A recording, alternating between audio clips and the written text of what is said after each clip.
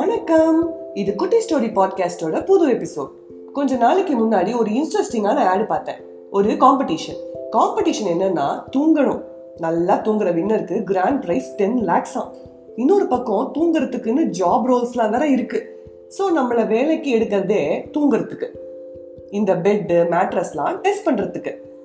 இதை சொல்லும் போதுதான் ஓமை கடவுளையில நம்ம ஹீரோ அசோக் செல்வனோட ரோல் ஞாபகம் வருது. இந்த டாய்லெட் சீட் கம்ஃபர்டபுளா இருக்கா அப்படின்னு பாக்குறது தான் அவரோட வேலையே. எப்படிலாம் வேலை இருக்குல்ல. சரி, இந்த தூங்குற மாதிரி வேலைக்கு நம்ம எல்லாம் போனா உடம்புல சுளீர்னு வெயில் அடிக்கிற வரைக்கும் தூங்கி ஒரு வழி பண்ணிட மாட்டோம். ஆனா இந்த தூக்கம்னு பேசும்போது நம்ம கவனிக்க வேண்டியது எவ்வளோ நல்லா தூங்குறோம் அப்படிங்கிறது தான். நம்ம எல்லாம் நைட்டு படுத்து உருண்டு தூங்குறதுக்கு மணி ஒரு 1-2 கூட ஆகலாம். இவ்வளோ ஏன், அதுக்கு மேல கூட ஆகலாம்.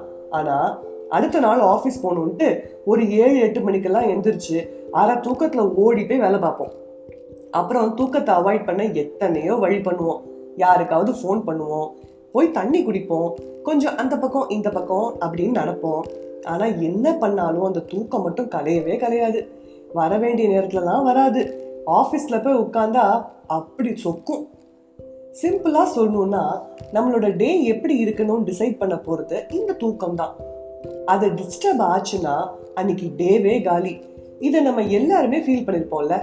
ஸோ இந்த ஸ்லீப்பை டேக் இட் ஃபார் கிராண்டடா இல்லாம நல்லா தூங்கி நெக்ஸ்ட் டே செம்மையா இருக்கிறதுக்கு we must stick to set of principles. Yes, STICK, stick. First principle, S for schedule. நம்ம உடம்புக்குள்ள ஒரு ஆட்டோமேட்டிக் கிளாக் இருக்கு. அதுக்கு பேட்டரி வேண்டாம், சார்ஜ் வேண்டாம். அந்த கிளாக்கோட வேலையே நம்ம பிசிக்கல் பாடிக்கு ஒரு ஸ்கெடியூல் வச்சுக்கிறது தான். இத சர்காடியன் ரிதம் அப்படின்னு சொல்லுவாங்க. ரிதம்னாலே ஒரு பேட்டர்ன் இல்லையா? ஸோ நம்ம பண்ண வேண்டியது ஃபர்ஸ்ட் வேலை தூங்குறதுக்கு ஒரு பேட்டர்ன் செட் பண்றது, ஒரு ஃபிக்ஸட் டைம் செட் பண்றது. என்னவா வேணாலும் இருக்கலாம், ஆனா அது ஃபிக்ஸடா இருக்கணும்.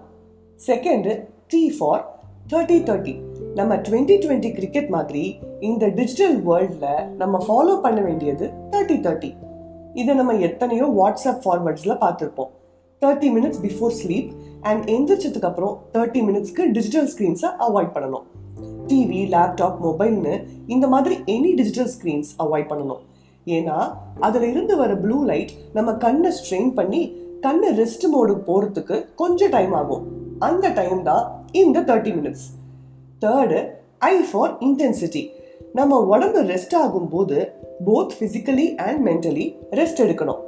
சும்மா ஒரு டேபிள்ல உட்காந்து லேப்டாப் பார்த்துக்கிட்டு இருக்கிறதுக்கு மென்டல் டயர்ட்னஸ் மட்டும்தான் வரும்.